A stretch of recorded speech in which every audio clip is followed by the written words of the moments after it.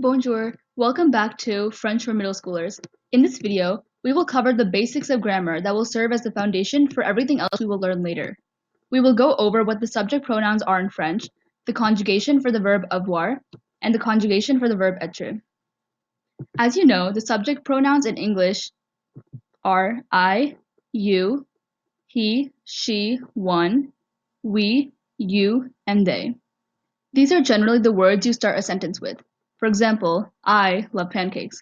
Similarly, in French, the subject pronouns are je, tu, il, elle, on, nous, vous, il, et elle. Keep in mind that he is il, she is elle, and one is on. When you are saying they, you need to check if the group you are talking about is all female, all male, or a combination.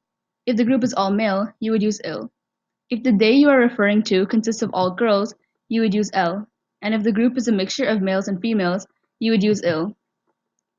Before we move on to the next topic, I just want to point out that in French, when there's a T or S at the end of a word, you do not pronounce it. You'll get used to all the pronunciations as you keep hearing more French, so don't worry if your accent isn't perfect yet. Next, we're going to conjugate our first verb, avoir, which means to have. In English, we would conjugate this as follows. I have, you have, she, he, one has, we have, you have, and they have. In French, the conjugation would be j'ai, tu as, il, elle, on a, nous avons, vous avez, ils ont, and elles ont. And finally, we're going to learn the conjugation of the verb être, which means to be. In English, the conjugation would be I am, you are, he, she, one is, we are, you are, and they are.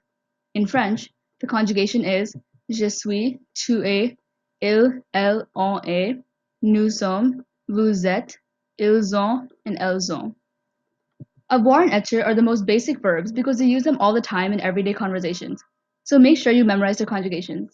I know it can be difficult to memorize unusual conjugations that aren't similar to English at all, but with practice, you'll definitely be able to remember them and use them frequently. Au revoir!